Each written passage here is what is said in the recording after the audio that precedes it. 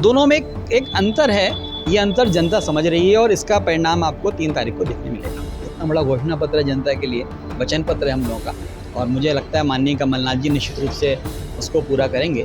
BJP vote के लिए रेवड़ी बांट रही है, यहाँ बच्चों को अपन देना प्रयास कर रहे हैं। और सबसे बड़ी बात कि ये चुनाव अब किसी का नहीं रह गया, ये चुनाव जनता और सरकार का हो गया है। जिले के बौरीवन विधानसभा से सौरभ सिंह को कांग्रेस ने फिर एक बार मौका दिया है और उन्हें प्रत्याशी चुना। आइए हमारे साथ सौरभ सिंह जी भी मौजूद है, उनसे भी बात करने की कोशिश करेंगे। सौरभ सिंह जी, जिस तरीके से आपको कांग्रेस पार्टी ने फिर से एक बार मौका दिया है और जनता आपके प्रति भी पहले से रुझान दिखा रही थी, उसके बारे में क्या कहना? भाई ऐसा है कि मैं ऐसा मानता हूँ कि पहले तो बहुत बहुत हमारे नेतृत्व का आभार जिनने मुझ पर भरोसा किया, और बहुत बहुत जनता को आभार कि जिनने इस लायक मुझे समझा, जिनने सर्वे में नाम रखा ऊपर।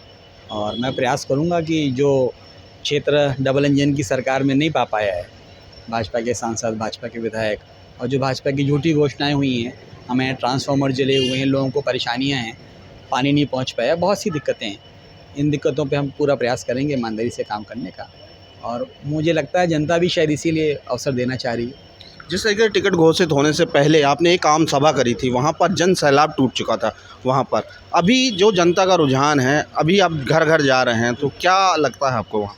नहीं, जनता का रुझान बहुत अच्छा है और मुझे ऐसा पूरी उम्मीद है कि जनता आशीर्वाद देगी।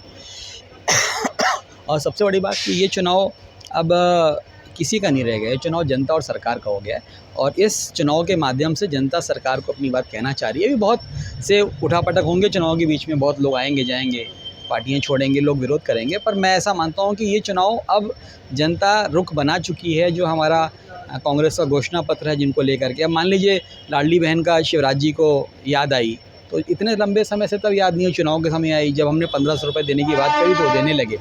इसी तरह सिलेंडर की बात करें या कोई भी बात करें, अगर उनका देने की नीयत थी तो उनको समय पे चालू कर देना चाहिए। अगर आप उसको टाल रहे हैं तो इसका मतलब ये चुनाव के हिसाब से टाल रहे हैं, और जनता का भी फ़ायदा इसमें है कि जब जनता को संभावनाएं देखें और जनता को मिले, पार्टियां चाहे कांग्रेस हो चाहे बीजेपी, हम काम तो जनता के भले के लिए कर रहे हैं।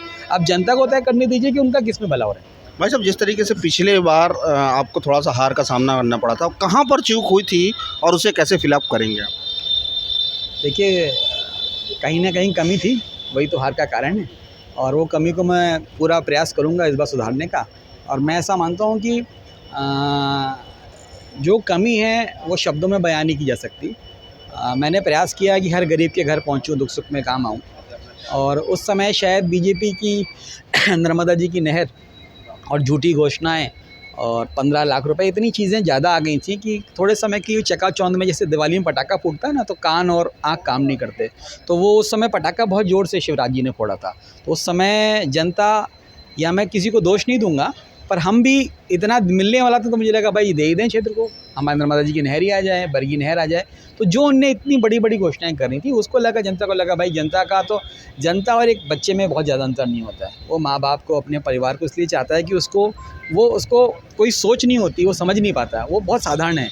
तो जनता का जो सोच है, जनता को जो उनने घोषणा करी, उसमें जनता हो सकता है, मैं लोगों को अपने लिए कन्विंस नहीं कर पाया, मैं नहीं समझा पाया, वो समझा लेगा, इतना ही खेल। जिस तरीके से बीजेपी ने महिलाओं को इस बार आगे किया है, भाजपा ने कई ऐसी घोषणाएं की महिलाओं को लेकर, महिला वोटर खींचने की कोशिश की है, कांग्रेस ने अभी तक क्या किया?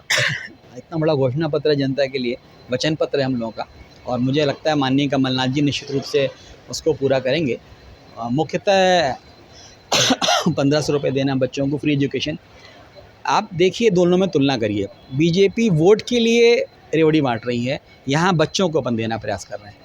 यहाँ पे आर्थिक रूप से घर को संपन्न बनाने के लिए 1500 रुपये की बात करी, उनने 1000 से 1200 रुपये वोट के लालच के लिए बात करी।